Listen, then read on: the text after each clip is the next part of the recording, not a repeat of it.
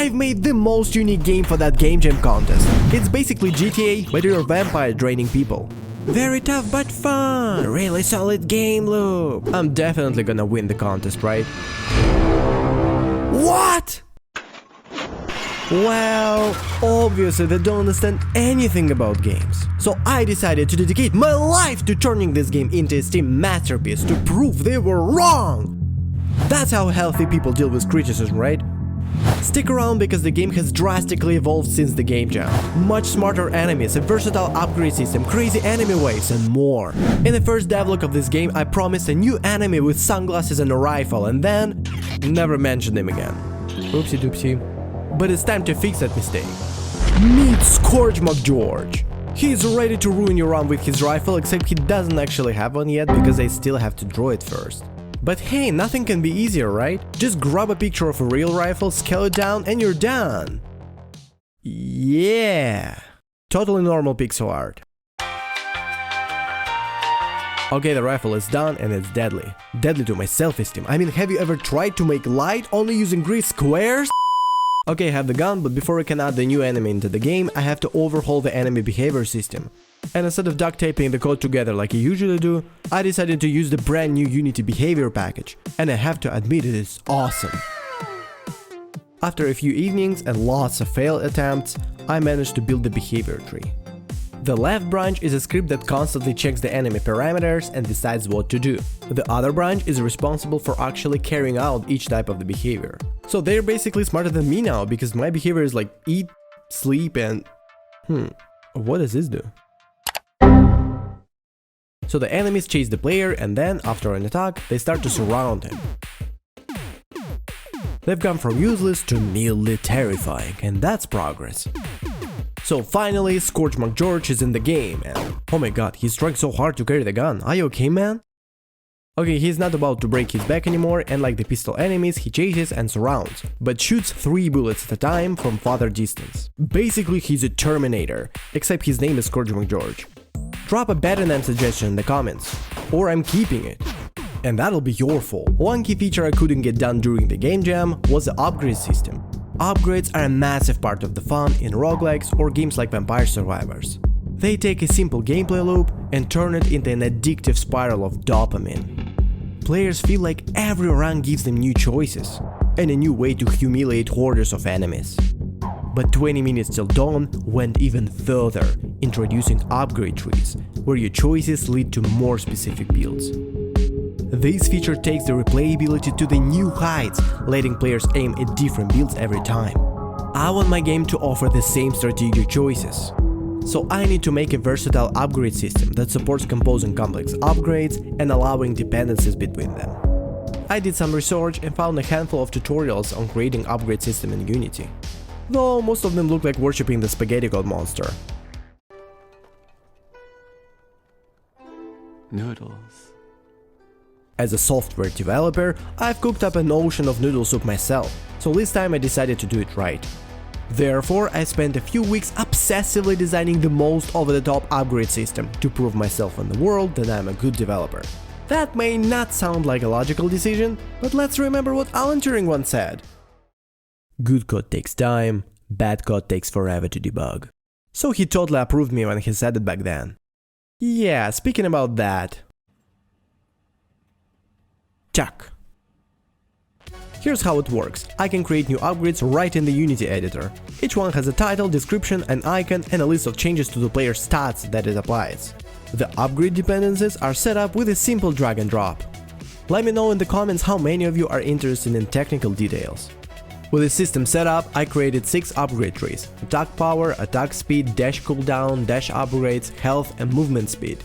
Nothing exciting for now, but I'm planning to add more sophisticated upgrades in the future, like controlling bats and using hypnosis.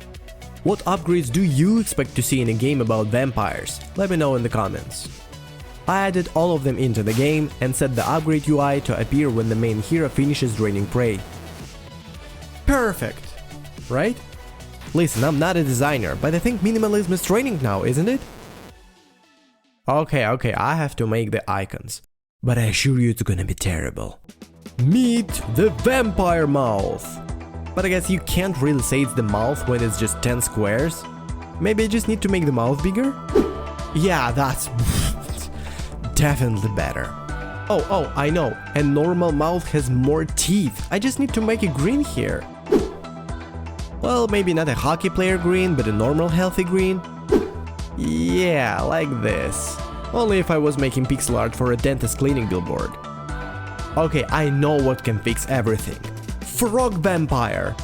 If this doesn't haunt your dreams, I don't know what will. At this point, I didn't have any willpower to continue trying to be an artist, so I saved it and kept the other icons much more simple to avoid this kind of mess. Once the icons were done, I added them into the game and tested everything. If you squint a little, this almost looked like a professional pixel art. But not gonna lie, it feels awesome to see my game evolve into something bigger. During the game jam, I used something called the police manager to control enemy spawns. But like all bad managers, it just evaluated police performance and threw more people at the problem whenever they did meet expectations. So I fired him and started working on a new wave manager. A lot of different games use a wave system for enemy spawning, even if they're not vampire survivors like. Games like Dome Keeper, Risk of Rain, Mock all rely on the idea that the game gets harder as in-game time passes. This creates a challenge, pushing players to find out the most effective ways to use the game time. I want to implement a similar system in my game. The Wave Manager works by using a configuration file that I set up directly in the Unity editor. I can add entries for each enemy specifying when they'll spawn and how many. This setup makes it easy to adjust enemy waves and tweak the game balance without touching the code. Let's test it. Of course. Turned out I forgot to set the spawn timer on cooldown after each enemy appears. So every time it spawned an enemy, it was left with only one thought.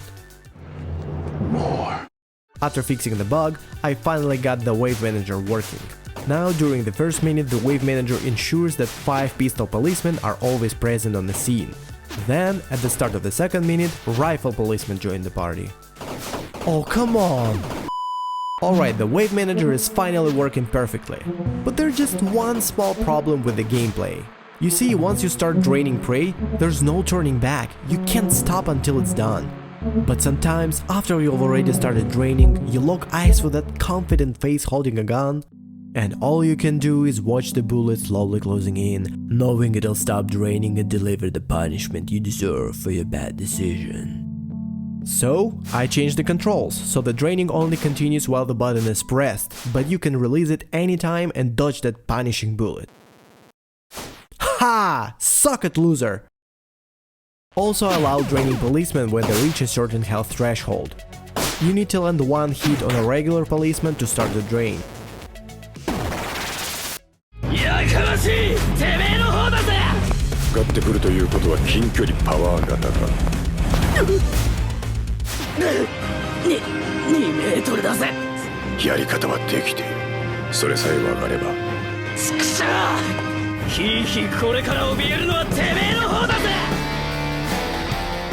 What the hell just happened? Turns out disabling the enabled attribute isn't how you stop a behavior tree. You need to call the stop function instead. Why? I have absolutely no idea, but it's fixed now. And the final touch on the drain was the drain cooldown, so the player can't get upgrades too quickly. With all these changes, the gameplay feels way better, but it still feels awfully boring to land hits on enemies. So I need a little bit of game juice here. All I want is to add a simple pushback effect when hitting enemies. But of course, it led me straight into a rabbit hole of reworking the entire projectile system for my game. I finished it and it looks like it worked. What? For some reason, enemy bullets are so dedicated to killing me that they deal damage multiple times and don't stop until they die. To fix this, I gifted the bullets the ability to remember. They remember who they hit and don't hit the same game object again. Now bullets deal the correct damage. Hitting an enemy pushes them back and interrupts their attack animation if they're mid-attack. Even with these simple improvements, fighting feels so much better now. Even though the game becomes better and better, a Steam game isn't complete without the main menu, so I need to make it. I composed the buttons relatively quickly, but it looks pretty dull. I would like to add some background effects here. Luckily, there's an awesome Unity asset with ready-to-use particles perfect for this purpose. I imported it into the game and added something called wildfire on the scene.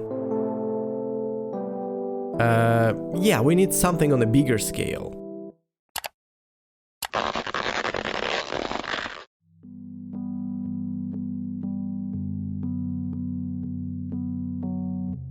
It is so beautiful. Okay, I guess I actually have to work on this.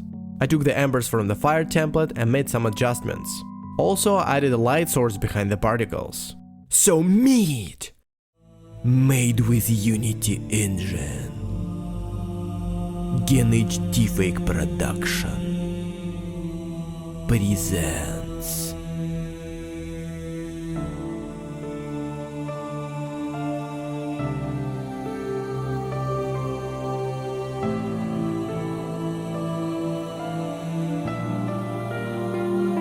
If you're wondering what is the awesome music playing in the background, I'll tell you, this is a track XeroPulse made for Vampire Bustle. She runs her sound studio and releases awesome tracks on her Bandcamp. So definitely check it out, the link is in the description. Especially if you're working on a horror game, she's got tons of stuff for you. And also if you're wondering why my main menu is so similar to Hollow Knight, then yes, it was my reference, bite me. Okay, with the main menu and all the improvements done, I'm finally ready to create a Steam page. To do that, I need to register a developer account. I can do that.